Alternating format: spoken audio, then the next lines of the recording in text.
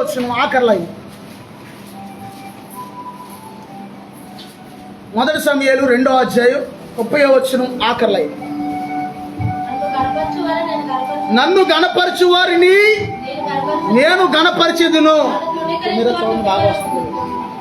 నన్ను తృణీకరించు వారు తృణీకారమందుదురు. దేవునికి స్తోత్రం.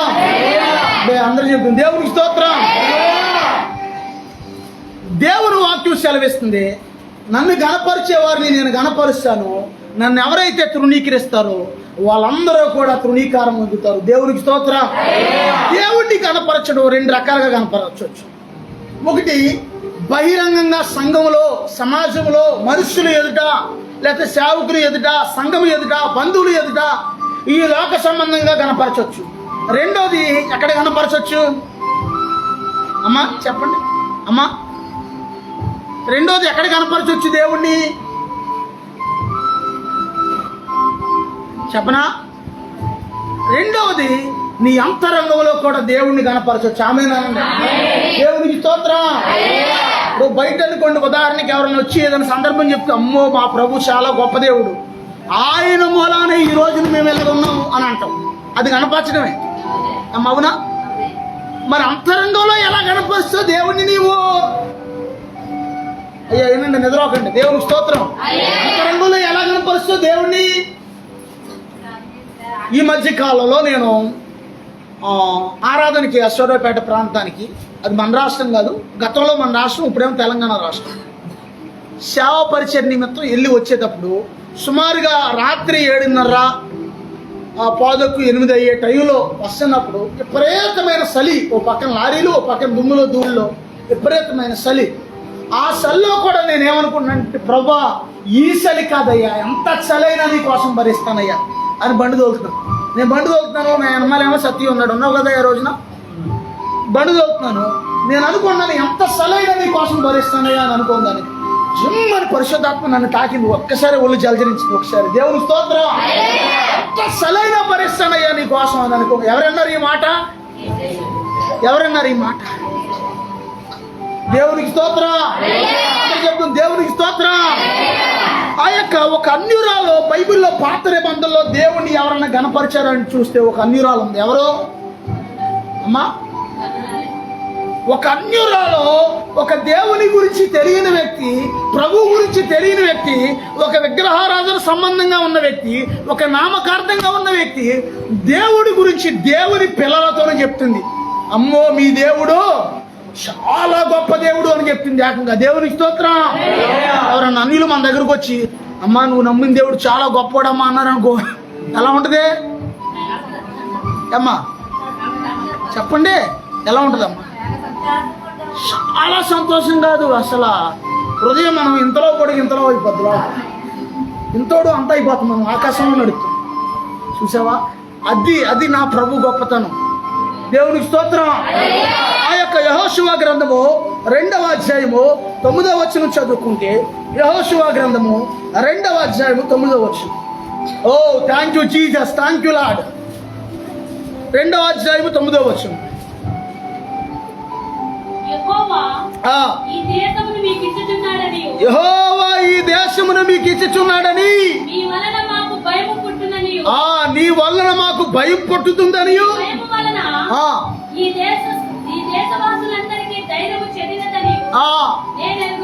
నేను ఎరుగుదును. దేవునికి స్తోత్రం. పూర్వకాలం ఒక పట్టణాన్ని పట్టుకోవాలంటే, ఒక రాజ్యాన్ని స్వాధీనపరచుకోవాలంటే, ఒక దేశాన్ని స్వాధీనపరచుకోవాలంటే, జాగ్రత్తగానండి, ఒక దేశాన్ని స్వాధీనపరచుకోవాలంటే యుద్ధం చేసే ముందు దేగుల వారిని పంపించేవాళ్ళు, దేగు చూసి రమ్మని. అంటే దానికి అర్థం ఏంటంటే, మనం వెళ్ళి దండయాత్ర చేసే దేశం లోయలు కలిగిన దేశమా, మెట్టలు కలిగిన దేశమా, లేకపోతే పొలాలు కలిగిన దేశమా, లేకపోతే అడవు కలిగిన దేశమా? దేవునికి స్తోత్రం. లేకపోతే చుట్టూరు నదులు కలిగిన దేశమా? ఎందుకు దండయాత్ర చేయమనేవాళ్ళు, ఎందుకు చూడమనేవాళ్ళు? వాళ్ళు ఎలా ఉందో వచ్చే ఇన్ఫర్మేషన్ బట్టే వీళ్ళు ఈజీగా వెళ్ళగలుగుతారు. దేవునికి స్తోత్రం. నదులు కలిగిన దేశం అనుకో, చుట్టూరు ఎలా వెళ్ళాలి సైనికులు? చుట్టూరు ఒక దేశానికి నదులు ఉన్నాయనుకోండి, ఎలా వెళ్ళాలి సైనికులు? పడవల్లోను, వాడల్లోను, లేకపోతే ఈదుకుంటా. ఆ టైంలో పడవలు కూడా కాదు, వాళ్ళు పడవలు కూడా ఉపయోగించారని ఏమి లేదు అక్కడ. కేవలం ఈదుకుంటా వెళ్ళాలి వాళ్ళు. దేవునికి స్తోత్రం.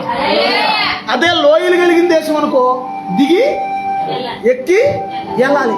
కొన్ని కొండలు కలిగిన దేశం అనుకోండి, కొండలకి చుట్టూరు కొన్ని ఊర్లు ఉంటాయి.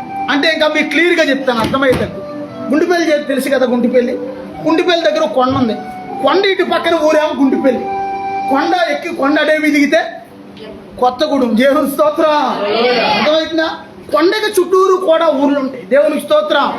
వీళ్ళు వేగు చూడడానికి 2 వ్యక్తులు పంపించారు. యెహోషువ నాయకత్వంలో 2 కొంతమంది వ్యక్తులను పంపిస్తే, సుమారుగా కొందరిని పంపిస్తే, ఆ శత్రులు వీళ్ళ తరుగుతుంటే వీళ్ళ కొండ మీదకి తప్పించుకుని పారిపోతా వస్తుంటే, కొండ మీద రాహాబు అనే వేసే ఇల్లు ఉందంట. అక్కడ కొండ మీద బైబిల్లో ఉంది. దేవునికి స్తోత్రం. కొండ మీద కట్టుకుంది ఇల్లు. మనకి కొండల మీద ఇల్లు ఉన్నాయా? చుట్టుపక్కల లేవా? ఉన్నాయా లేవంటారమ్మా? ఏం కొండలు, ఏ ఏరియాలు చెప్పండి. కొండల మీద ఉన్న ఇల్లు అమ్మా. అదే ఆ మెట్ల పేర్లేంటి? ఎన్టీఆర్ నగర్, బాలాజీ నగర్, తర్వాత అమ్మా గరుడ పక్షి. కొండల మీద ఇల్లులు. దేవునికి స్తోత్రం. కొండ మీద ఉన్న ఒక ఇల్లు ఉంది అక్కడ చూసుకుంటే బైబిల్లో యెహోషువ నాయకత్వంలో. కొండ మీద ఉన్న ఇంటిలో ఎవరు ఉంటున్నారా అంటే రాహాబు అనే వేసి ఉంటుంది. ఆమె ఏం చేసిందంటే, శత్రువులు ఇశ్రాయేలీయులను తరుముతా వస్తున్నప్పుడు ఈ మనిషిని దాచేసింది, మిద్ది మీద దాచేసింది ఇంట్లో. దేవుని స్తోత్రం. మిద్ది మీద దాచేస్తే ఇటు మనుషులు వచ్చారు, కొంతమంది వచ్చారు ఇటు ఆమె అడిగితే, లేదండి ఇటు రాలేదు, అదిగో ఆ కొండ దగ్గరమ్మటి నుంచి అటు వెళ్ళిపోయారు అని చెప్పింది. వాళ్ళతో చెప్పిన తర్వాత వాళ్ళు అటు తరుముకుంటూ అటు వెళ్ళిపోయాక వీళ్ళకి మిద్ది మీద పైకి ఎక్కి వెళ్తా ఏమంటుందంటే, బాబో మీ దేవుని భయం వల్ల మా దేశస్తులందరికీ ధైర్యం చెడిపోయింది. మీ దేవుడు గురించి మా దేశంలో ప్రజలందరూ కథలుగా చెప్పుకుంటున్నారు. మీ దేవుడు ఈ దేశాన్ని కూడా మీకు అప్పగించేస్తున్నాడని మా వాళ్ళకి ఇన్ఫర్మేషన్ వచ్చేసింది అని ఒక అన్యురాలో ఇశ్రాయేలీయులతో చెప్తుంది ఈ మాట. దేవునికి స్తోత్రం. తర్వాత ఏమంటుంది, మీ దేవుడు ఐగుప్తులో నుంచి వచ్చినప్పుడు ఎర్ర సముద్రాన్ని ఆరిపోజేశాడంట. అది చెప్పుకుంటున్నారు మా వాళ్ళందరూ. మీ దేవుడు యోర్దాను నదిని 6 నెలలుగా చేసేసాడంట.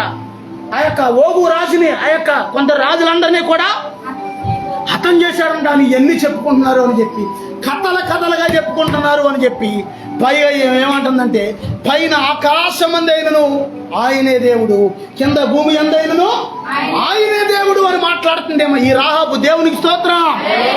దేవునికి స్తోత్రం. దేవునికి స్తోత్రం. మరి ఎందుకు దేవుడు ఒక సముద్రాన్ని ఆరిపోజేశాడు? సముద్రం ఎంత లోతు ఉంటుందో తెలుసా మీకు? శాఖరం తెలుసుగా? శాఖరం ఫస్ట్లో వచ్చు. ముంబై ఏమంటారు దాన్ని, ఓఎన్జీసీలో చేసేవాడు. శేఖర్ అని ఒక అతను పనిచేసేవాడు.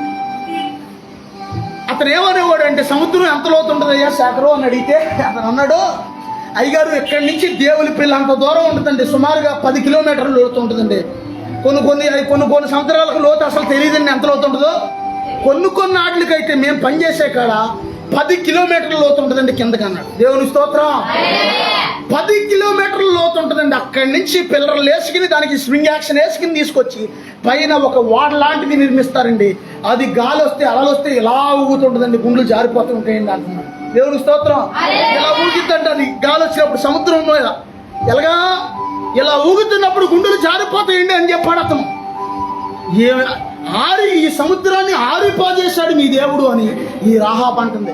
ఎప్పుడు మా తాతలు చెప్పిన విషయం, మా తండ్రి చెప్పిన విషయం, ఎప్పుడు నా బంధువులు ఎవరు చెప్పిన విషయం, ఇదిగో ఈ సమయంలో ఈ కాలంలో అందరూ కథలుగా చెప్పుకుంటున్నారు. మీరు నమ్మిన దేవుడు చాలా గొప్పవాడంట. మీరు నమ్మిన దేవుడు ఆ యొక్క ఎర్ర సముద్రాన్ని ఆరిపోజేశాడంట, యార్దాను నేలని ఆరిపోజేశాడంట అని ఎవరికి చెప్తుంది ఈ స్టోరీ, ఈ కథ? అమ్మా దేవుని పిల్లలకు చెప్తుంది. దేవునికి స్తోత్రం. హల్లెలూయా. ఎందుకు యోర్దాను నది అంత 10 కిలోమీటర్ల లోతుండే సముద్రం, ఆ యొక్క యోర్దాను నది ఎన్ని కారిపోయింది అంటారు? కారణం ఏంటి చెప్పండి? నువ్వు ఆగయ్యా, విన్నావు కదా. ఎందుకంటారు? ఇప్పుడు అయ్యా గేదెలకి ఎప్పుడైనా పాలు తీసావా? రైతు తన యజమానుడు వెళ్ళినప్పుడే గేదె సగ్గా తీసుకో అని కదలకుండా ఉంటుంది. రైతు వెళ్ళినప్పుడు, యజమానుడు వెళ్ళినప్పుడే. అదే ఇంకొకటి ఎవడన్నా వెళ్ళి పాలు తీయమను, పడేలమంత ఎగిరి పడుతుంది. కానీ యజమానుడు వెళ్ళినప్పుడు ఏం చేస్తే సైలెంట్గా ఎందుకంటే నాకు తిండి ఆడుతున్నాడు, వీడు ప్రతిరోజు నన్ను కడుగుతున్నాడు, ప్రతిరోజు నన్ను శుభ్రం చేస్తున్నాడు, ఈ నా యజమానుడు అని ఏం చేస్తుందంటే ఆ గేది కూడా, నోరు లేని గేది కూడా, మోగజీవం కూడా ఏం చేస్తుందంటే ఆ యొక్క యజమానుడికి లోబడింది. దేవునికి స్తోత్రం. ఎర్ర సముద్రం ఎందుకు ఆరిపోయింది అంటే యజమానుడికి లోబడింది ఎర్ర సముద్రం. ఆమేనానండి. నీ దేవుడు ఎర్ర సముద్రాన్ని 6 నెలలుగా చేశాడు, ఆ యొక్క లార్దాన్ని 6 నెలలుగా చేశాడు అని ఏమంటుందంటే పైన ఆకాశమందైనా ఆయనే దేవుడు, క్రింద భూమి అందైనా ఆయనే దేవుడు అని ఏమంటుందంటే 18వ వచనం కాడికి వచ్చేసరికి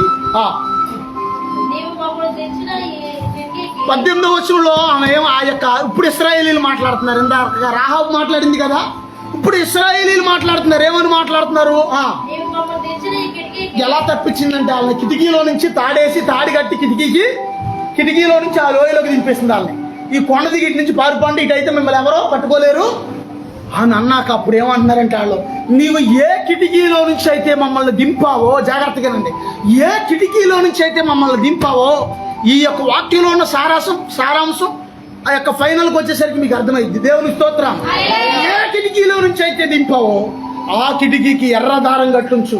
మేము ఈ ప్రాంతాన్ని స్వాధీనపరుచుకున్నప్పుడు ఈ హాయిపట్నమేనమ్మది ఎరుకోని స్వాధీనపరుచుకున్నప్పుడు అన్ని ఇళ్ళను తగలబెడతాం కానీ ఈ ఇళ్ళను మాత్రం తగలబెట్టము. ఈ ఇంట్లో నీ వాళ్ళు నీ కుటుంబస్తులు అందరూ ఇక్కడ దాకోండి. ఈ ఎర్రదారం చూసి ఇంటిని మేమేమి చేయము. ఎర్రదారము దేనికి సాదృశ్యంగా ఉందంటే యేసు రక్తానికి సాదృశ్యంగా ఉంది. ఆమేనండి. దేవునికి స్తోత్రం.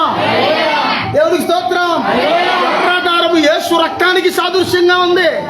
ఏ ఇంటికైతే ఆ యొక్క యేసు రక్తం ఉంటుందో, ఏ ఇంటి మీద అయితే యేసు రక్తం ఉంటుందో, ఆ యొక్క ఏ కుటుంబం మీద అయితే యేసు రక్తం ఉంటుందో, ఏ కుటుంబం అయితే యేసు రక్తంలో కడగబడి రక్షణ పొంది ఉంటారో ఆ యొక్క కుటుంబాన్ని, ఆ యొక్క గృహాన్ని ఎవరో కూడా ఏమీ చేయకుండా దేవుడు కాపాడతాడు. దేవునికి స్తోత్రం.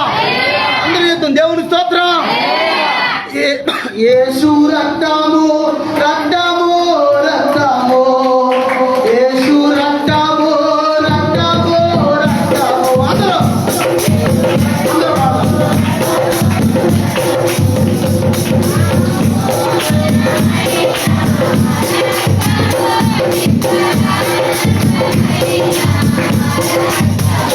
యేసు రక్తము రక్తము రక్తము. సరిగా యేసు రక్తము రక్తము రక్తము.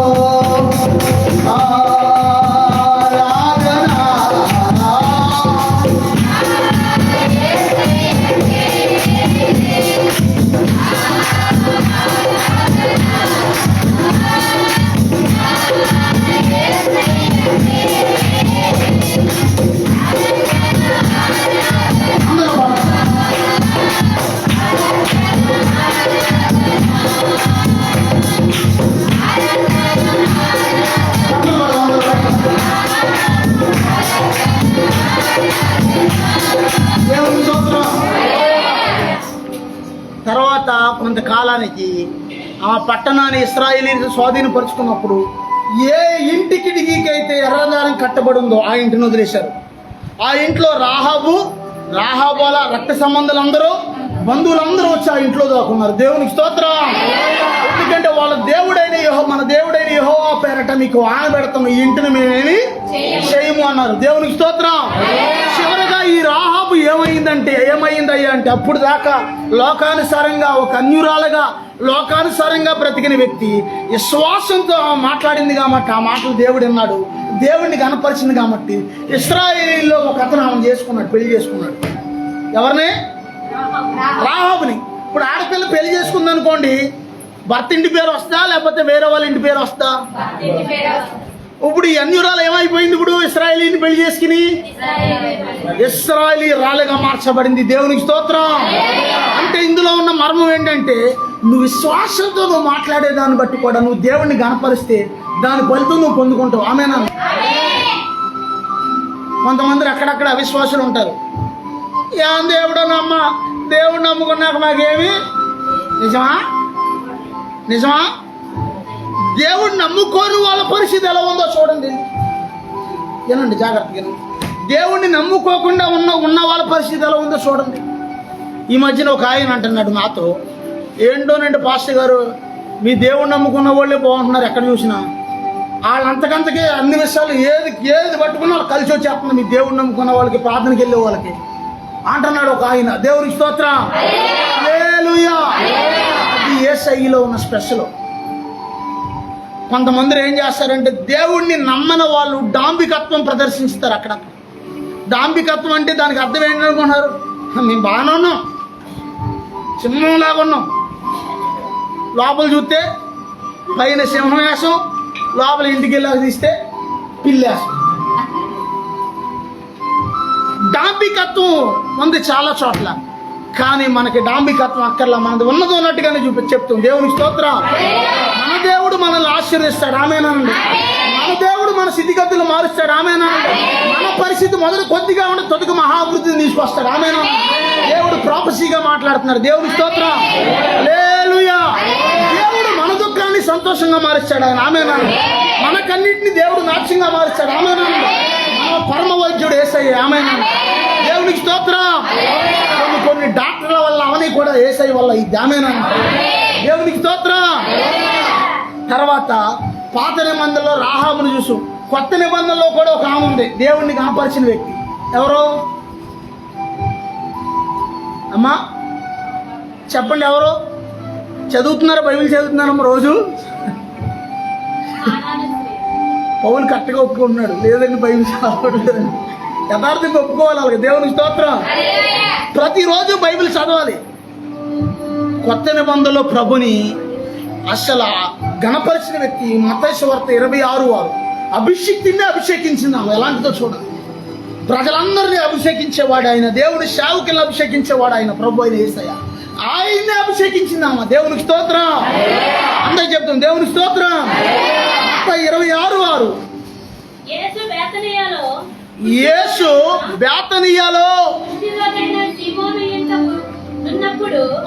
ఒక స్త్రీ మిక్కిలి విలువగల అత్తరు బుడ్డి తీసుకొని ఆయన వద్దకు వచ్చి ఆయన భోజనమునకు కూర్చుండినప్పుడు దానిని ఆయన తల మీద పోసిన. దేవునికి స్తోత్రం. అందరూ చూడండి ఒకసారి. యేసు ప్రభువారు ఆ దినాల్లో భూమి మీద మనిషిగా ఉన్న దినాల్లో ఈనాడు యేసయ్య లేడు అని కాదు దానికి అర్థం. ఈనాడు పరిశుద్ధాత్ముడిగా ఉన్నాడు యేసయ్య, ఆమేనండి. యేసయ్య ఆయన లోకంలో ఉన్నప్పుడు అంటే నేను వెళ్ళిన ఎడల వేరొక ఆదరణకర్త వస్తాడు. అదేంటి ఈయన వెళ్ళటం ఏంటి, ఆయన రావటం ఏంటి? పరిశుద్ధాత్మగా మరలా నేను వస్తాను. పరిశుద్ధాత్ముడు వచ్చినప్పుడు ఆయన మిమ్మల్ని ఏం చేస్తాడంటే ఆయన నీతిని గురించి మిమ్మల్ని ఒప్పింపజేస్తాడు. మీ స్థితిగతులన్నింటినీ సరి చేస్తాడు ఆయన. దేవునికి స్తోత్రం. అందరూ చెప్తాం దేవునికి స్తోత్రం. ఎవరిలో పరిశుద్ధాత్ముడు ఉంటాడో, ఎవరైతే పరిశుద్ధాత్మతో నడుస్తారో వాళ్ళ స్థితిగతులు వాళ్ళకి అర్థమైతే ఆమేనన్న వాళ్ళే సరి చేసుకుంటారు. దేవుడు వాళ్ళ అంతరంగంలో పనిచేస్తాడు. దేవుని స్తోత్రం. ఏదైనా తేడా వచ్చినప్పుడు వెంటనే దేవుడు పరిశుద్ధాత్ముడు హెచ్చరిస్తాడు. దేవునికి స్తోత్రం, హల్లెలూయా. ఇక్కడ చూసుకుంటే యేసు ప్రభువారిని బేతనియాలో సీమోను, కుష్ఠరోగి అయిన సీమోను అంటే మళ్ళీ ఆయన శిష్యుడు అనుకునేవాడు. ఆయన శిష్యుడు వేరు, సీమోను పేతురు ఆయన వేరు, ఈయన వేరు. ఒక సీమోను, కుష్ఠరోగి అయిన సీమోను యేసయ్యని భోజనానికి పిలిచాడు ఇంటికి. యేసయ్య ఆకలేసి వెళ్ళలేదు ఇంటికి, కానీ భోజనానికి పిలిచాడు కాబట్టి వెళ్ళాడు. మీకు ఒక ప్రశ్న వేస్తున్నాను. యేసయ్య సీమోను ఇంటికి భోజనానికి వచ్చినప్పుడు ఒక స్త్రీ మిక్కిలి విలువ కలిగిన అత్తరంటే విలువ కలిగిందని లేదు అక్కడ. మిక్కిలి విలువ కలిగింది. మిక్కిలి విలువ కలిగిందంటే ఎందుకు మిక్కిలి విలువ కలిగిందో నేను చెప్తాను దానికి పాయింట్. అది అప్పటికప్పుడుగా తెచ్చేసి పోసేసిందా తల మీద, లేకపోతే ముందుగానే ప్లాన్ చేసుకుందా చెప్పనా? పలానా రోజున మా ఇంటికి యేసయ్య వస్తున్నాడు భోజనానికి అని ఇతను ఏం చేశాడంటే అందరికీ చెప్పాడు. అమ్మ ఇక్కడ దొరుకుతాడు యేసయ్య మనకు ఫ్రీగా, ఇక్కడైతే ఫ్రీగా ఇక్కడ దొరుకుతాడు, ఇదే అవకాశం అనుకుంది. మొత్తం ప్రీ ప్లాన్గా రెడీ చేసుకుంది. అత్తని మిక్కిలి విలువ కలిగిన అత్తను రెడీ చేసేసి కరెక్ట్గా అక్కడ వచ్చి వాళ్ళు ఏమనుకుంటున్నారు, వాళ్ళకి సీమోనికి, కుష్ఠరోగి అయిన సీమోనికి రాని గ్రహింపు, శిష్యునికి రాని గ్రహింపు ఆమెకు వచ్చింది గ్రహింపు. దేవునికి స్తోత్రం. శిష్యులు అభిషేకించలేకపోయారు, అత్తరు పోయలేకపోయారు, పిలిచిన వాడు అతను కూడా. కానీ యేసయ్య భోజనానికి అని కూర్చోగానే వచ్చి వచ్చి వెంటనే మిక్కిల విలువ కలిగి అచ్చ జటామాంసి అత్తరు అని ఒక చోటను రాయబడింది. దాని పేరు దేవుని స్తోత్రం. ఈ ఎత్తరకున్న ప్రత్యేకత ఏంటయ్యా అంటే దీని గురించి చెప్పి తర్వాత చెప్తాను. ఈ ఎత్తరకి హిమాలయ పర్వతాల్లో మంచు కొండల్లో చిన్న చిన్న మొక్కలు మొలుస్తాయి అంటే హిమాలయ పర్వతాల్లో ఆ మొక్కలకి చిన్న చిన్న కాయలు కాస్తాయి. ఆ కాయలు కోసుకొచ్చి ఆ అత్తరు తయారు చేస్తారంట. మంచు కొండ ఎక్కాలంటే ఏమైతే మంచు కొండ ఎక్కితే 10 అడుగులు 10కి పైకి ఎక్కేసరికి జీరోలోకి వచ్చేస్తాం. మళ్ళీ జారి బర్రమని కిందకే. అంత ప్రాణాపాయ పరిస్థితి, అంత డేంజర్ పొజిషన్లో ఉన్న కొండని అంత కొండ ఎక్కి అంత ప్రయాసపడి ఆ కొండ మీద నుంచి తీసుకొచ్చి ఆ కాయలతో తయారు చేస్తారు. దాని ఖరీదు ఏమంటే జాగ్రత్తగా, దాని ఖరీదు మన డబ్బులతో పోలిస్తే దాని ఖరీదు సుమారుగా 4 లక్షల రూపాయల వాల్యూ అంట. 4 లక్షల రూపాయలు విలువ చేసి అత్తరు ఏం చేసింది? యేసయ్య తల మీద పోసి అభిషేకించిందని ఆమె అనుకుంటుంది, యేసయ్య కూడా అనుకుంటున్నారు. కానీ శిష్యులు ఏమనుకుంటున్నారు తెలుసా? శిష్యులు చూచి 1 మిక్కిలి విలువ కలిగిన అత్తరు తీసుకొచ్చింది. 2 అభిషిక్తుడైన యేసయ్యనే అభిషేకించింది. 2 మూడోది శిష్యులు చూచి కోపపడి శిష్యులకి ఏమొచ్చిందంటే ఇప్పుడు పాపం వచ్చింది. ఇందులో పాయింట్ చెప్పనా? మీరు బాధపడండి అంటే ఇక్కడ ఎవ్వరూ చేయలేని పని పదే పదే పదే పదే పదే పదే నువ్వు ఒక్కడివే చేస్తున్నావు అనుకోండి. ఎవ్వరూ చేయలేని పని నువ్వు ఒక్కడివే అత్తమానం చేస్తున్నావు అనుకోండి. ఈ ఫ్యాన్ ఎవరు కొంటారు? నేనే కొంటాను. ఇదిగో ఈ షాపులు ఎవరు కొంటారు? నేనే కొంటాను. లేకపోతే ఇదిగో ఈ మందుని గోడ కడుతున్నాను, ఎవరు కడతారు? నేనే కడతాను. లేకపోతే నేనే చేస్తాను ఏదైనా అన్నావు అనుకోండి. రాను రాను రాను రాను నువ్వేమైపోతావు అంటే శత్రువుగా మారిపోతావు సంఘానికి. ఇక్కడే కాదు, ఎక్కడున్న వాళ్ళు అయినా సరే ఈ లైవ్ వింటున్న వాళ్ళు గుర్తుంచుకోండి. దేవునికి స్తోత్రం. ఒకవేళ సంఘంలో అందరూ మంచి మనస్సాక్షితో ఉండి పోన్లే ఏదైతేనే దేవుని పని చేస్తున్నారు అని కొంతమంది మంచిగా ఆలోచిస్తారు, ఏం చేయరు. మరి ఎవరికి విరోధంగా మారుతావు అప్పుడు నువ్వు? పాయింట్ క్యాచ్ చేయండి నాన్న. మనుషులు ఒకవేళ నీకు విరోధంగా లేకపోతే అవసరమైతే సైతాను కూడా నీకు విరోధంగా లేచాడు, ఏదో ఒక ఇబ్బంది పెడదామని చెప్తావు. ఇబ్బంది పెడదామంటే చంపేయండి నిన్నేమి, కేవలం వాడు నిన్నేం చేస్తాడు? నిందేస్తాడు నీ మీద. అమ్మ అర్థమవుతుందా? శిష్యులు ఏమన్నారు వెంటనే అక్కడ?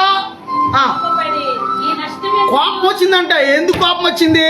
యేసు ప్రభు వారి తల మీద ఆమె అత్తరు పోసినందుకు. పోయించుకున్న వాడికి బాధ లేదు, పోసిన ఆమెకే బాధ లేదు. మధ్యలో వీళ్ళకెందుకు బాధ? తప్పుగా ఆలోచించింది. తల మీద అయినా అమ్మ నీకు బుద్ధి ఉంది? అసలు నేను ఇక్కడ ఏం చేస్తున్నా? అన్నం తింటున్నాను కదా, అన్నం తినేటప్పుడు పోయాలి తల మీద అన్నాడు యేసయ్య? యేసయ్య ఎందుకు అనలేదంటే అది ఎంత ప్రయాసతో వచ్చిందో యేసయ్యకి తెలుసు. ఆమె ఏ రూప కూడబెట్టుకుని అత్తరు కొనుక్కొచ్చిందో యేసయ్యకి తెలుసు. యేసయ్యని నేను గణపరచాలి, మిక్కిలి విలువ కలిగింది నా ప్రభువుకి అర్పించాలి అని ఆలోచించింది ఆమె. దేవునికి స్తోత్రం. అక్కడ వెంటనే శిష్యులు కోపం వచ్చేసి వాళ్ళు ఏమన్నారంటే నష్టమెందుకు ఈ నష్టమైన ఇంకా క్లియర్ గా చెప్పాలంటే మనం ఆ కాలంలో ఉంటే, ఈ కాలంలో చదువుకుంటే అసలు అమ్మ నీకు బుద్ధి ఉందా? అసలు నీకు అసలు నువ్వేం చేస్తున్నావు? నీకు అర్థమవుతుందా? అయ్యా ఇలువైంది నువ్వు వేస్ట్ చేస్తున్నావు. ఒక్కోసారి నిన్ను కూడా అందరూ అలాగే అంటారు, గుర్తుంచుకోండి. ఇలువైంది నేలపాలు చేస్తున్నావు, నువ్వు ఇలువైంది నేలపాలు చేస్తున్నావు. ఆ డబ్బులే మాకు ఇస్తే పేదలకు పంచుతాం కదా, ఆ డబ్బులే యేసయ్య చేతిలో పెడితే పేదలకు ఇస్తాం కదా. ఎందుకు యేసయ్యకి ఇవ్వాలన్నారు, అలా పేదలకు ఇవ్వాలన్నారు? కారణం ఏంటి తెలుసా? యేసు ప్రభు వారి దగ్గరికి ఆ దినాల్లో చాలా ధనం వచ్చేది కానుకలు. యేసయ్య ఏం చేసేవాడంటే ఒక ట్రెజరీని పెట్టాడు ఏకంగా ఆ డబ్బులు లెక్కేయడానికి. అంత డబ్బు వచ్చేది. ఒకరిని పెట్టి ఆ డబ్బులన్నీ వాడి దగ్గర దాపించేవాడు. ఇస్కరియోతు యోధ వాడి దగ్గరికి వెళ్ళగానే వాడేం చేసేవాడు? అందుని బట్టుకని ఉన్నాయి తినుకుంటా హాయిగా పబ్బం గడుపుతా ఉండేవాడు వాడు. దేవుని స్తోత్రం. అందుకే ఈడేమంటున్నాడంటే ఆ డబ్బులు పేదలకి ఇవ్వచ్చుగా అంటున్నాడు. దీన్ని ఎక్కడో అక్కడ తెచ్చావు, చాలా ప్రయాసతో తెచ్చావు, గొప్ప వెలక అమ్మొచ్చుగా దీన్ని. అమ్మ ఆ డబ్బులు తెచ్చి పేదలకి ఇవ్వచ్చుగా అంటున్నాడు. జాగ్రత్తగానండి. అసలు పాయింట్లోకి వచ్చేసి ఇప్పుడు అసలు పాయింట్లోకి వచ్చేసినాం. యేసు ఆ సంగతి తెలుసుకుని, ఏ సంగతి? ఆమె తైలం తెచ్చిన, అత్తరు తెచ్చిన సంగతి, ఆమె పోసిన సంగతి, ఆమె అభిషిక్తిని అభిషేకించిన సంగతి, తర్వాత అక్కడ శిష్యుల హృదయంలో ఏముందో ఆ సంగతి యేసయ్య తెలుసుకున్నాడు. దేవునికి స్తోత్రం. ఎలా చేసిందంటారు యేసయ్యకి ఆ సంగతి? అమ్మ ఎలా చేసిందంటారు? అంతరంగాన్ని ఎరిగిన వాడు యేసయ్య, హృదయాన్ని ఎరిగిన వాడు. ప్రభువా నీ కోసం ఎంత సరైన పరిశ్రమయ్యా అనగానే ఏమైంది? శరీరం మొన్న ఈ మధ్య లోకల్ సేవకులు కొట్టడానికి వెళ్ళాం. లోకల్ సేవకులు కొట్టడానికి ఇక్కడ జంగారెడ్డి గుడిలో లోకల్ ఫెలోషిప్లో కూడా సభ్యత్వం ఉంది నాకు. వెళ్తే అక్కడ పాస్టర్స్ అందరూ మాట చెప్తున్నారు. ఈ మార్చి 1వ తారీఖున 19 ఛత్తీస్గఢ్ 19 మార్చి 1న ఛత్తీస్గఢ్ రాష్ట్రంలో ఒక పీఠాధిపతి పిలుపునిచ్చాడు. క్రైస్తవులందరినీ పాడు చేసేయాలి, క్రైస్తవ స్త్రీలందరినీ రోడ్డు మీద తీసుకొచ్చి పాడు చేయాలి, క్రైస్తవులు ఎవరైనా అడ్డొస్తే వాళ్ళని నరికి చంపేయాలి. దీనికి 50,000 మంది కావాలి, ఎవరు వస్తారు అని అడిగాడు. అడిగితే మేము వస్తాం అని 50,000 మంది రెడీ అవుతున్నారు. మరి లాండ్ ఆర్డర్ ఏమైంది? మరి దేశంలో లాండ్ ఆర్డర్ ఎందుకు కంట్రోల్ లేదు ఇక్కడ? అర్థమవుతుందా? ఈ సందర్భం కోసం సేవకులందరూ ఒక రోజున మనం ఉపవాస ప్రార్థన చేద్దాం. కడుపు గట్టికిని ఇక్కడ దేవుని సన్నిధిలో ఉపవాసం పెట్టి ప్రార్థన చేద్దాం. మనం అందరం సేవకులందరం ఏకమై ఆ ఛత్తీస్గఢ్ రాష్ట్రం కోసం ప్రార్థన చేద్దాం అంటే ఈలోపు పాస్టర్ గారు ఒక ఆయన అన్నాడు, ఉపవాసాలు అంటే షుగర్లు బీపీలు ఉన్నాయి కదండి, ఎవరు చేస్తారు అని ఒక ఆయన. టిఫిన్ ఏదైనా పెట్టి ప్రార్థన చేద్దామని ఇంకొక ఆయన. ఈలోపు అందరూ మాట్లాడుతుంటే నేను ఎక్కడో వెనకమాల బాగా వెనకమాల కూర్చున్నా. నేను వెళ్ళింది ఆఖరిని వెళ్ళాను. నా పక్కన ఇంకో పాస్టర్ గారు ఉన్నారు. అయ్యా అది ఏ రాష్ట్రం అయ్యేది? ఛత్తీస్గఢ్ రాష్ట్రమా? సరే దాని గొడవ నేను చూసుకుంటాను అన్నా. నేను ఆయనతో దాని గొడవ నేను చూసుకుంటా అన్నాను. వెంటనే పరిశుద్ధాత్మ జిమ్మని తాకింది నా లోపల. దేవుని స్తోత్రం. నిజాన్ని వాస్తవానికి అది ఫేక్ న్యూస్ అంట, అది నిజం కాదు. అది కొంతమంది సేవకులు అంటున్నారు, కానీ అది ఫేక్ న్యూస్ అయినా సరే విశ్వాసంతో అవసరమైతే నేను చేస్తాను ప్రార్థన, దానికోసం దేవుని ప్రజల కోసం నేను చేస్తాను ఇక్కడ ప్రార్థన. అవసరమైతే రాత్రి టైంలో ఇక్కడ చర్చిలో ఉండి ప్రార్థన చేస్తాను, లేకపోతే ఇంటి దగ్గర ఉండి ప్రార్థన చేస్తాను అన్నట్టుగా నేను ఆలోచించాను ఆ సమయంలో. కానీ వెంటనే అంతరంగం ఎరిగిన వాడి కాబట్టి యేసయ్య వెంటనే పరిశుద్ధాత్మ తాకింది నన్ను. వెంటనే శరీరం ఏమంటారు జలచరించింది. దేవుని స్తోత్రం. సేపు వచ్చింది. దేవుని స్తోత్రం. అంటే నీ అంతరంగాన్ని ఎరిగిన వాడు యేసయ్య. ఆమేనండి. ఎవ్వరూ చేయలేదు నువ్వు చేస్తున్నప్పుడు ఆయన నిన్ను చూస్తాడు. ఆమేనండి. ఎవ్వరూ చేయడానికి సాహసించుకోకుండా ముందుకు వెళ్ళకోకుండా ఉన్నప్పుడు ఏదైతే నువ్వు చేస్తావో దానిని దేవుడు గుర్తిస్తాడు. దేవుడి స్తోత్రం. ఇక్కడ ఆ సంగతి యేసయ్య తెలుసుకున్నాడంట.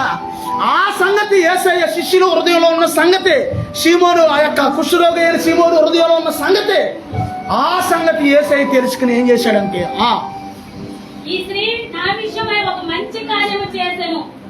ఏం చేసిందంటమ్మా? మంచి చేసినందుకు ఏమొచ్చింది? ఏమొచ్చింది అయ్యా? మంచి చేసినందుకు ఏమొచ్చింది? కరెక్ట్గా చెప్పండి.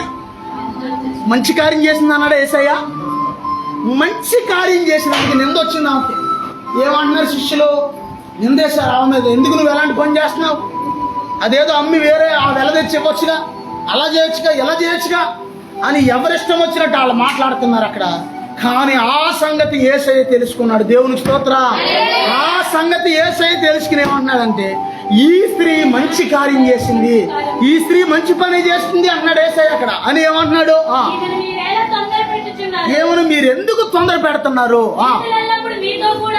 బేదలు ఎల్లప్పుడూ కూడా మీతో ఉంటారు అన్నాడు యేసయ్య. జాగ్రత్తగానండి. బేదలు ఎల్లప్పుడూ మీతోనే ఉంటారు. ఒకవేళ బేదలకు సాయం చేయాలని అనుకుంటే అంటే యేసయ్య అక్కడ అనేది ఏంటి? దానికి అర్థం బేదలకు సాయం చేయొద్దంటలేదు, చేయాలి. కానీ ఈ ధనంతో నువ్వు బేదలకు సాయం చేయకూడదు అంటున్నాడు యేసయ్య అక్కడ. ఈ ధనం దేవుడిది, ఈ అభిషేకించవలసిన ధనం ఈ దేవుడిది. ఈ ధనం తీసుకెళ్ళి నువ్వు బేదలకు సాయం చేస్తావా? దేవుడు మాట్లాడుతున్నది అదే. దేవుడిని అభిషేకించవలసిన ధనం తీసుకెళ్ళి, అభిషేకం కావలసిన ధనం తీసుకెళ్ళి ఈ ధనం నువ్వు బేదలకు ఖర్చు పెడతావా? బేదలు ఎల్లప్పుడూ నీతో ఉంటారు అంటున్నాడు యేసయ్య. అన్నాకేమంటున్నాడు? నేను ఎల్లప్పుడూ మీతో ఉండను అన్నాడు. మరి మత్తయి 28:20 కాడికి వచ్చేసరికి సదాకాలం నేను మీతో ఉంటా అంటున్నాడు. మళ్ళీ అక్కడ ఏంటి పాయింట్ అంటే శరీరకంగా నేను ఉండను కానీ ఆత్మానుసారంగా నేను మీతోనే ఉంటాను అని అర్థం. దేవునికి స్తోత్రం. అదేమన్నాడు? నా భూస్థాపన త్వరలో భూస్థాపన కార్యక్రమం ఉంది. శిలువ మీదకి వెళ్ళి శిలువ మీద నుంచి సమాధిలోకి వెళ్ళాలి భూస్థాపన నిమిత్తం. నా శరీరం మీద పోసి నా భూస్థాపన నిమిత్తము దీన్ని చేసాను అంటున్నాడు యేసయ్య. దేవునికి స్తోత్రం. అది ఏమంటున్నాడు యేసయ్య? సర్వలోకమందు కూడా ఎక్కడైతే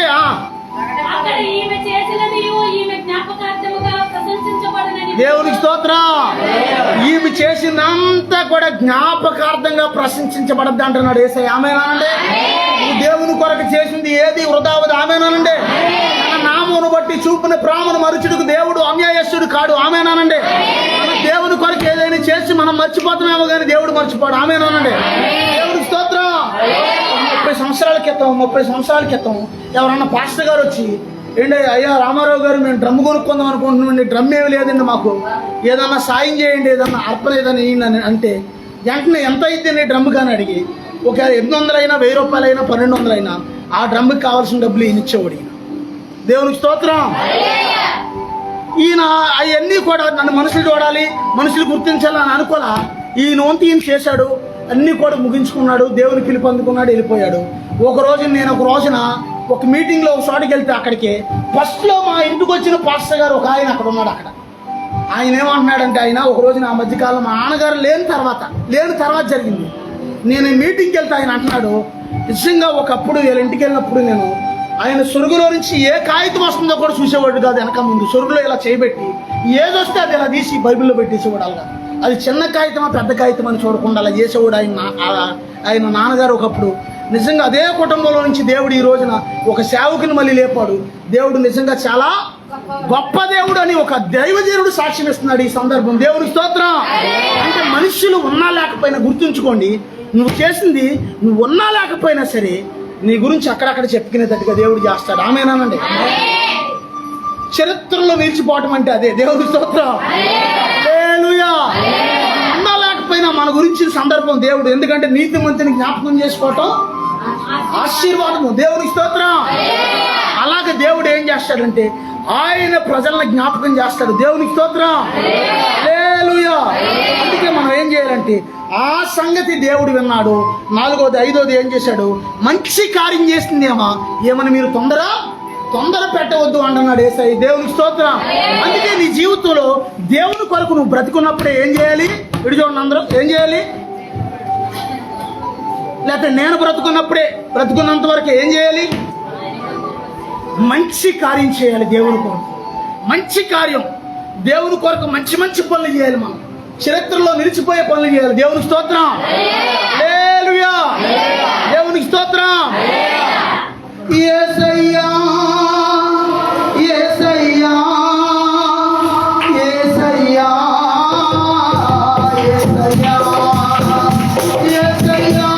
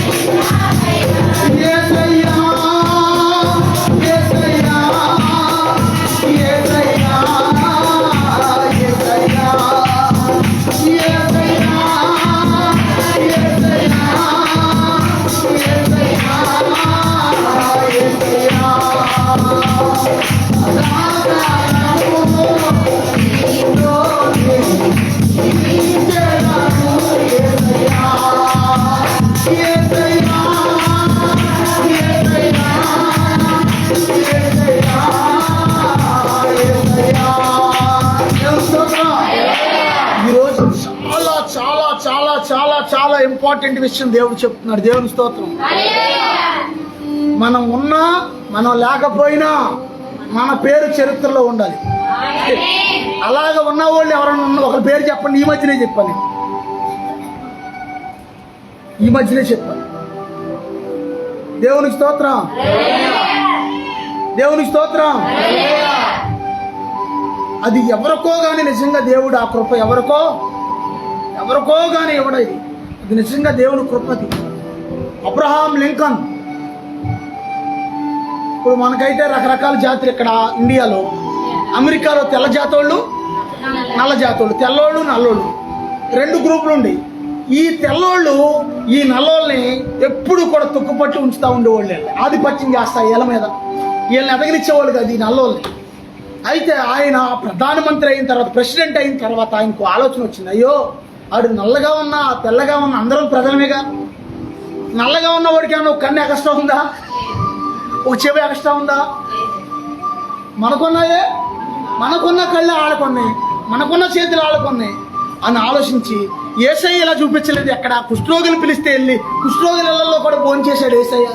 అయ్యో మనం యేసయ్యని కలుగున్నాం, మనకి ఎందుకు మరి వీళ్ళకి మనసు లేదు అని ఆలోచించి నల్లవాళ్ళు తెల్లవాళ్ళు అందరూ సమానమని ఓ ఫైల్ ఆయన రెడీ చేశాడు, సంతకం పెడతాడు.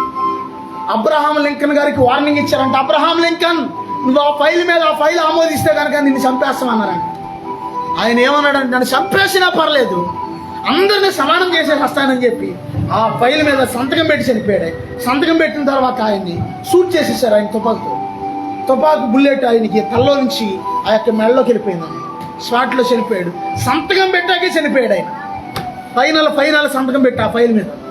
కానీ చరిత్రలో నిలిచిపోయాడు. అబ్రహాం లింకన్ అనేవాడు ఒకప్పుడు ప్రజలందరినీ సమానం చేసిస్తాడు చచ్చిపోయే ముందు. దేవునికి స్తోత్రం. ఈ మధ్య కాలంలో ఓ పాస్టర్ గారు, షాలేం రాజు గారు వాళ్ళ సంఘంలో ఒక కుర్రోడు ఎక్కడో కాలేజీకి ఎక్కడికి వెళ్తుంటే, ఎక్కడికయ్యా ఆ బస్సు ఏదో గుద్దేస్తే ఆ కుర్రోడిని అంతకుముందు రోజు అన్నాడంట, అమ్మ నేను పాస్టర్ గారు వాళ్ళతో అన్నయ్య వాళ్ళతో స్టేజ్ మీద నిలబడినట్టుగా నాకు కళ వచ్చిందమ్మా, పాస్టర్ గారు వాళ్ళతో మాట్లాడుతున్నా నేను అన్నాడంట. పాపం వాళ్ళ అమ్మతో 3 కొడుకులు అంట. బస్సు వచ్చి గుద్దేసిన తర్వాత రోజు కాలేజీకి ఎక్కడికి వెళ్తుంటే చనిపోయాడు యాక్సిడెంట్లో. ఆమె ఏం చేసిందంటే, ఆ తల్లి ఎలాగో మా ఇంట్లో ఒక దీపం ఆరిపోయింది, ఈ దీపం 10 మందికి వెలిగియాలని చెప్పి ఆ చనిపోయిన కుర్రోడు యొక్క కళ్ళు ఒకరికి, కిడ్నీలు ఒకరికి, గుండె ఒకరికి, లివర్ ఒకరికి, దగ్గర 6 దానం చేసింది అవయవాళ్ళు. చరిత్ర సృష్టించేసింది అన్నమాట. నిజంగా టీవీ 9 వాళ్ళు అందరూ న్యూస్లో వాళ్ళు అందరూ వచ్చేసి, ఎవరు ఈ కుర్రోడు పలానా సంఘం అంట, పలానా సంఘం ఈ కుర్రోడు పలానా చర్చికి వెళ్తాడంటే, ఇదిగో వాళ్ళ అమ్మ ఏమో, ఇదిగో వాళ్ళ ఇంటర్వ్యూ చేస్తుంటే ఏమంటుందంటే, ఆ తల్లి చదువులేని తల్లి ఆమె ఏమంటుందంటే, మా దీపం ఆరిపోయినా సరే ఈ దీపం 10 మందికి వెలిగివ్వాలనేది నా ఆలోచన అండి అని తన కుమారుడి యొక్క అవయవాలన్నింటినీ 6 వ్యక్తులకి దానం చేయడానికి తల్లి ఆమోదించింది. ఎవరిని ఇస్తారు అంత బాధలో? ఎవరిస్తారు బాధలో? ఎవరిని వచ్చి అడిగితే, మేము బాధపడి మేము బాధలో ఏడుతుంటే నీకు అవయవాలు కావాలా, నీకు నువ్వు మనిషివే, అసలు నువ్వు మనిషి జన్మే నువ్వు ఎత్తింది అని తిడతాం. మనమైతే మనం అలాగే అంటాం మనం. కానీ ఆమెకి దేవుడు ఇచ్చిన ఆలోచన చరిత్రలో నిలిచిపోయాడు ఆ కుర్రోడు. నాకు తెలిసైతే నేను అలాగే చెప్తాను. దేవుని స్తోత్రం. అంటే యేసు ప్రభువు వారు ఇక్కడ అంటున్నది ఏంటంటే, ఏమో మంచి కార్యం చేస్తుంది, ఏమో గురించి అన్ని చోట్ల కూడా ప్రస్తావించబడద్ది అంటున్నాడు యేసయ్య. దేవుని స్తోత్రం. ఈ లోకంలో ప్రతి వాడు వెనక ముందు అందరూ పోయేవాళ్ళే.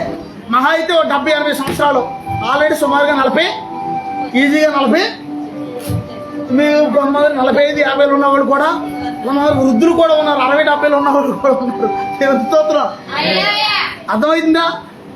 ఎప్పుడైనా వెనక ముందు అందరూ పోతారు, కానీ దేవుడు కృప చూడండి అంటే, ఏమో మంచి కార్యం చేసింది కాబట్టి ఏమో గురించి అన్ని చోట్ల చెప్పబడద్ది అంటున్నాడు యేసయ్య. దేవుని స్తోత్రం. దేవుని స్తోత్రం. మంచి కార్యం చేయాలి. ఆమేనండి. పిల్లలకి నిజంగా చిన్నప్పటి నుంచి అందుకే వాళ్ళకి ఏం చేయాలంటే విశ్వాసం నూరిపోయాలి. ఆమేనండి. ఉగ్గు పాలు కింద విశ్వాసం నూరిపోయాలి పిల్లలకి. అర్థమవుతుందా? దేవుని స్తోత్రం. దేవుని స్తోత్రం. దేవుడిని గణపరిచిన రాహాబు ఏమైందంటే ఇశ్రాయేలీయురాలుగా మార్చబడింది. దేవుడిని గణపరిచిన ఈ స్త్రీ ఏమైందయ్యా అంటే దేవుని చేతే ప్రశంసించబడింది అక్కడ. దేవుని స్తోత్రం. నేను చెప్తున్నాను, దేవుడిని నువ్వు గణపరిస్తే ఆయన నిన్ను గణపరుస్తాడు. ఆయన ఆమేనానండి. నీకు ఏ ఇబ్బంది ఉందో, ఏ సమస్య ఉందో అన్నీ యేసయ్యకి తెలుసు. ఆయనకి ఆమేనానండి. తెలీదా? తెలీదా? నీ సమస్యలన్నీ తొలగిస్తాడు ఆయన. ఆమేనానండి. నీ హృదయంలో నెమ్మదినిస్తాడు యేసయ్య. ఆమేనానండి. నీ కుటుంబంలో సమాధానం ఇస్తాడు యేసయ్య. ఆమేనానండి. దేవునికి స్తోత్రం. అందుకే మనం ఏం చేయాలంటే నీ జీవితంలో కూడా నీ నోటి మాటతో నువ్వు దేవుడిని కనపరచాలి ఆయన. ఆమేనానండి. నీ నోటి మాట ఎలా ఉండాలంటే, నీ నోటి మాటతో సాక్షాత్తు ప్రభు అవసరమైతే వచ్చి నీకు సహాయం చేసేటట్టు ఉండాలి. ఎప్పుడు కూడా ఒకటి గుర్తుంచుకో, జీవితంలో అవిశ్వాసం మాట ఎప్పుడు నీ నోట రాకూడదు. ఆమేనండి. నా ప్రభు నాకు సహాయం చేస్తాడు. శద్రకు మేషకు అబేద్నెగో ఏమన్నారు? వాళ్ళు మా దేవుడు ఈ మండుచున్న వేడుము కలిగిన అగ్నిగుండంలో నుంచి రక్షించడానికి సమర్థుడు. ఒకవేళ ఆయన రక్షించకపోయినా సరే మేము మాత్రం ఈ ప్రతిమకు నమస్కారం చేయము రాజా అన్నారు. దిమ్మ తిరిగి ఆయనకి బొమ్మ అప్పుడే కనపడలేదు, కానీ ముందు కోపం వచ్చేసింది. కోపం వచ్చిన తర్వాత ఏమైందంటే వాళ్ళని తీసుకెళ్ళి అగ్నిగుండంలో వేయించాడు. ఆ తర్వాత బొమ్మ కనపడింది. 4వ వ్యక్తి దేవదూతల దగ దగ దగ దగ ఆడతా దేవుడు ప్రభు వచ్చేసారు అక్కడికి అగ్నిలో. నీవు అగ్ని మధ్య నడిచినా నీవు కాలిపోవు అంటాడు. చూసారా? మరి అదే అగ్ని మధ్య నడవడం అంటే అదే. నువ్వు సెలమంట వేసుకుని దేవుడు నడమన్నాడు కదా అని సెలమంటలో కూర్చోమని కదా అర్థం. ప్రమాదం వచ్చినప్పుడు దేవుడు నిన్ను కాపాడతాడు. ఆయన ఆమేనానండి. కీడు వచ్చినప్పుడు దేవుడు నిన్ను కాపాడతాడు. ఆమేనానండి. దేవుడు నిజంగా దేవుడు వాళ్ళు ఆ మాట అన్నారు కాబట్టి, దేవుడిని కనపరిచారు కాబట్టి, దేవుడే ఆ వేడుమి కలిగిన అగ్నిగుండంలోకి దేవుడు ఎంటర్ అయిపోయాడు. అందులోకి దేవుడు స్తోత్రం. అగ్నిలో వాళ్ళు ఏం చేస్తున్నారంటే హల్లెలూయా స్తుతి మహిమ ఎల్లప్పుడు దేవునికి చెందము హల్లెలూయా. ఆ నలుగురు ఎలా తిరుగుతున్నారు రౌండ్గా, హల్లెలూయా ఎలాగా రౌండ్గా తిరుగుతున్నారు. ఒకరి చుట్టూ ఒకరు తిరుగుతున్నారు పాట పాడుతుంది. ముగ్గురే తిరిగేది, కానీ ఆ ముగ్గురులో 4వ వాడు కనపడుతున్నాడు. 4వ వాడు ఎలా ఉన్నాడంటే దగ దగ దగ దగ దగ ఆడిపోతున్నాడు, దేవదూత లాగా ఉన్నాడు. అప్పుడు ఆ కోట మీద నుంచి చూస్తున్నాడు ఈ రాజు నెబుకద్నెజరైనా చూసి ఏమన్నాడంటే, మంత్రి గారు మన ముగ్గురిని ఇసిరం కదా ఒకసారి అడిగి చూడండి. 4వ వాడు కనపడుతున్నాడు. అందులో ఆ 4వ వాడు రూపం కూడా దగ దగ దగ దగ ఆడిపోతుంది. అంటే అప్పుడు అర్థమైపోయింది ఈ రాజుకి. అప్పుడు బొమ్మ కనపడప్పుడు వెంటనే అర్థమై ఏం చేశాడంటే, ఓ శద్రకు మెషకు అబేద్నెగో అని దేవుని సేవకులారా అప్పుడు అన్నాడు. అప్పుడు ఎలా కనపడ్డాడు? అప్పుడు వీళ్ళకి అప్పుడు ఎలా కనపడ్డాడు? అప్పుడు దేవుని సేవకుల్లా కనపడ్డారు వాళ్ళు. ఇదిగో నిజంగా మీరు సేవించుతున్న దేవుడు చాలా గొప్పవాడు, రండి బయటికి అని అప్పుడు పిలిచి అప్పుడు రాజశాసనం రాస్తున్నాడు. మళ్ళీ శద్రకు మెషకు అబేద్నెగో నమ్మిన దేవుడే దేవుడు, ఈ లోకమందంటున్న ఆయన ఒక్కడే దేవుడు అని రాజశాసనం రాస్తున్నాడు ఆయన. దేవునికి స్తోత్రం. నీ కోసం నా కోసం దేవుడు రాజశాసనం రాస్తాడు అవసరం అయితే. ఆమేనానండి. రాజశాసనాన్ని కూడా తారుమారు చేస్తాడు అవసరం అయితే. దేవునికి స్తోత్రం. దేవుడు అంత గొప్పడు, దేవుళ్ళో అంత కెపాసిటీ ఉంది. దేవునికి స్తోత్రం. ఒక్క రాత్రిలో పెంట్ల మీద ఉన్నవాడిని మహారాజుగా చేయగలుగుతాడు దేవుడు. మహారాజుగా ఉన్న వాళ్ళని పెంట్ల మీద తీసుకురాగలదు అవసరం అయితే. అదే యేసు ప్రభువులో ఉన్న స్పెషల్. దేవునికి స్తోత్రం. అందుకే ఎప్పుడు కూడా మనం ఏం చేయాలంటే తండ్రి నాయన ప్రభా, తండ్రి నాయన అనుకుంటా మనం ఆయన దేవుడు, మనం మనుషులు కాబట్టి ఎప్పుడు కూడా మనం జాగ్రత్తగా తండ్రి నాయన ప్రభా మమ్మల్ని కాపాడిన ఆయన, మమ్మల్ని రక్షించిన ఆయన, కృప చూపించిన ఆయన అని అనుకుంటా మనం ఏం చేయాలంటే అనుకుంటా దేవుని స్తుతించాలి. దేవునికి స్తోత్రం. హల్లెలూయా. దేవునికి స్తోత్రం. అర్థమైందా? నేను చెప్పి అర్థమైందా? పరచాలి ఎల్లప్పుడూ కూడా నువ్వు ఎక్కడున్నా సరే గుర్తుంచుకో. దేవునికి స్తోత్రం. నేను అనుకుంటాను ఒక్కోసారి, ప్రభా ఎవరున్నా ఎవరు లేకపోయినా నాకు తప్పదు కదయ్యా, నాకు తప్పిద్దని సేవకుడిగా నీ పని చేస్తానైనా, ఎంత దూరమైనా వెళ్తానయ్యా నీ కోసం, ఎన్ని దేశాలైనా వెళ్తానయ్యా అవసరం అయితే. దేవుని స్తోత్రం. నా విశ్వాసం అది. ఇంతకుముందు నేను అనుకునేవాడిని, నాకు ఈ చదువు పెద్దగా లేదు కదా, విదేశాలకు నన్ను ఎవరు పిలుస్తారు వాక్యానికి అనుకునేవాడిని. అసలు ఆ ఆలోచన తీసేశా, నన్ను ఎవరు పిలవలేని. ఒక రోజున ప్రార్థన చేస్తుంటే ప్రభు స్వరం పడుతుంది, ప్రపంచమంతా తిరుగు అని స్వరం పడుతుంది. దేవుని స్తోత్రం. ఎప్పుడు తిప్పుతాడు అది ఆయన చిత్తం, అది టైం వస్తే తిప్పుతాడు. దేవుని స్తోత్రం. తిప్పు అన్నారంటే దానికి తగ్గ ప్రార్థన కూడా చేయాలి. అమ్మా దేవుడు మాట ఇచ్చారంటే అది నెరవేరాలంటే దానికి తగ్గ ప్రార్థన మనం చేయాలి. నా ఆలోచన ఏంటంటే ఎక్కడెక్కడికో వెళ్ళాలని లేదు, కానీ ఎక్కడున్నా ఆయన పని చేయాలి. ఎప్పుడు కూడా చచ్చిపోయేదాకా ఆయన పని చేస్తానే ఉండాలి. ఆమేనండి. అర్థమవుతుందా? దైవజనుడైన యేసన్న గారు ఆయన అనేవాడంట, నేను నా చేత్తో అన్నం నోట్లో పెట్టుకున్న రోజులు కూడా నేను దేవుని పని చేస్తానే ఉంటాను అనేవాడంట. ఆయన మరణ పడక మీద ఉన్నప్పుడు కూడా ఎవరో ఒకరు వస్తే వాళ్ళకి దేవుని గురించి చెప్తానే ఉండేవాడంట. ఒక ఆయన డేవిడ్ లివింగ్స్టన్ అనే ఆఫ్రికా అడవుల్లోకి వెళ్ళి సేవ చేస్తుంటే ఆయన ఆ యొక్క లెగలేని స్థితిలోకి వస్తే ముసలోడైపోతే వాళ్ళ విశ్వాసాలు ఆయన మోసుకెళ్ళేవారు నలుగురు. ఎవరో పాపం ఆయన కొడుకు, ఆయన కుమారుడు చనిపోయాడు, ఆయన భార్య చనిపోయాడు, అందరూ చనిపోయారు, ఒక్కడే అయిపోయాడు సేవ. కానీ ఒక్కడైపోయినా సరే అలా వెళ్తుంటే ఎవరు లేకపోతే విశ్వాసం మోసేవాళ్ళు అంట. పాడిలాగా గట్టి 4 కర్రలో దామే పడుకోబెడితే ఇలా మోసుకెళ్ళే వాళ్ళు అంటే శ్వాసులు ఈయన పాప వాళ్ళకి పొడికిన ఇలా చెప్పుకోవడానికి వాక్యం చెప్తారా ఎవరన్నా ఎలాంటి శ్వాసము చూడండి వాళ్ళు చచ్చిపోయినా సరే దేవుని పని చేయాలి, లెగలేకపోయినా సరే దేవుని మాట చెప్పాలి, దేవుని గురించి చెప్పాలి. ఎలాంటి విశ్వాసమో చూడండి వాళ్ళు. ఈ శరీరం ఏముంది, ఇక్కడ ఉన్నప్పుడు వ్యాధులు వస్తాయి, జబ్బులు. ఈ శరీరం ఎప్పటికైనా సరే భూమిలోకి వెళ్ళిపోద్ది. కానీ ఇక్కడ ఉన్నంత కాలం దేవుని పని చేసి సంతోషంగా నా ప్రభు ఎదుట నిలబడాలి అనేది వాళ్ళ విశ్వాసం. దేవుని స్తోత్రం. చిన్న మాట అయినా సరే, నీకేం తెలియకపోయినా సరే చిన్న మాట సాయం చేయాలి ఎవరికైనా దేవుని గురించి. అదే దేవుని కనపరచడం. అమ్మ దేవుడు ఎంత గొప్పడో తెలుసా? ఏ సమస్య అయినా దేవుడు విడుదల చేస్తాడమ్మా, దేవుడు విడిపిస్తాడమ్మా. ఒకసారి దేవుని సంధికి రామ్మా అని ఎప్పుడని చెప్పేవారు కన్నా చెప్పాలి మనం. ఇదిగో నీ సమస్య ఎవరు విడిపించలేకపోవచ్చు, కానీ దేవుడు నిన్ను విడిపిస్తాడు. ఒక్కసారి వచ్చి చూడు అని తీసుకురావాలి. అప్పుడు వాళ్ళకు కూడా ఏమైందంటే దేవుని మేలు పొందుకుంటారు. దేవుని నువ్వు గణపరిస్తే ఆయన నిన్ను గణపరుస్తాడు. గణపరచడమే కాకుండా ఏం చేస్తాడంటే ఆయన నీకు అన్ని విషయాల్లో కూడా దేవుడు సహాయం చేస్తాడు.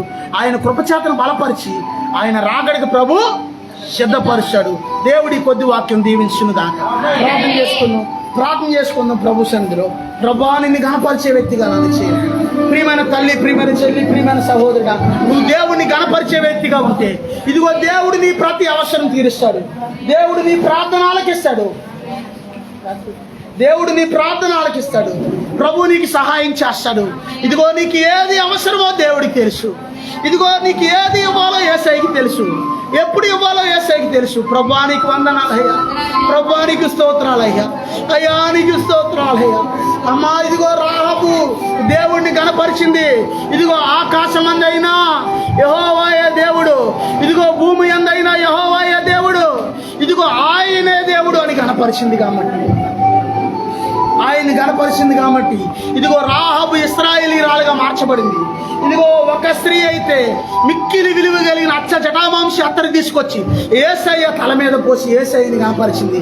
ప్రియమైన తల్లి, ప్రియమైన చెల్లి, ప్రియమైన సహోదరుడా, నువ్వు యేసయ్యని గణపరిచే వ్యక్తిగా ఉంటే ఇదిగో దేవుడు నిన్ను మర్చిపోడు. ఇదిగో తన నామను బట్టి చూపిన బ్రాహ్మణ మరచుడికి దేవుడు అన్యాయస్తుడి కాదు నాన్న. దేవుడు నీకు సహాయం చేస్తాడు. దేవుడు నిన్ను మర్చిపోయాడని అనుకుంటున్నావా? లేదు అమ్మా, దేవుడు నిన్ను మర్చిపోయాడని అనుకుంటున్నావా? లేదు. స్త్రీ తన గర్భమును పుట్టిన చంటి బిడ్డనైనా మరచిన వారైనా మరచిది, కానీ నేను నిన్ను మరవలేదు అంటున్నాడు యేసయ్య. ఇదిగో నా అరచేతుల మీద నేను నిన్ను చెక్కి ఉన్నాను అంటున్నాడు. ప్రియమైన బిడ్డ, ఇదిగో నీ వాళ్ళు ఎవరైనా ఒకవేళ నిన్ను మర్చిపోయి ఉండొచ్చు, ఆయన నిన్ను మర్చిపోడు. ఆయన కొరకు నీవు చేసింది దేనిని కూడా ఆయన మర్చిపోడు. ప్రభువా నీకు వందనాలయ్యా, ప్రభువా నీకు స్తోత్రాలయ్యా, అయ్యా నీకు స్తోత్రాలయ్యా. అయ్యో నేను ఎంత చేశాను, ఇదిగో అన్ని చేశాను, పరిచర్య కోసం ఎన్ని చేశాను. ఇదిగో ఎవరికి నేను గుర్తులేను, ఇదిగో దేవుడికి నీవు గుర్తున్నావు. ఇదిగో ఎవరు నిన్ను గుర్తించుకోకపోయినా దేవుడు నిన్ను గుర్తించుకుంటాడు. ఆ సంగతి ప్రభువుకి తెలుసంట. ఆ సంగతి ప్రభువు విన్నాడు. ఆ సంగతి ప్రభువు చూశాడు. కాబట్టి ప్రభు అంటున్నాడు, ఆమె ప్రశంసిస్తున్నాడు ప్రభు. ఆమెను ఇదిగో అక్కడ ఏమంటున్నాడంటే ఈమె చేసింది మంచి కార్యము అని యేసయ్య ప్రశంసిస్తున్నాడు. ఇదిగో నువ్వు మంచి కార్యం చేస్తే చరిత్రలో నిలిచిపోయేటట్టుగా దేవుడు చేస్తాడు. ప్రభువా నీకు వందనాలయ్యా, ప్రభువా నీకు స్తోత్రాలయ్యా అని ప్రార్థన చేసుకున్నాం.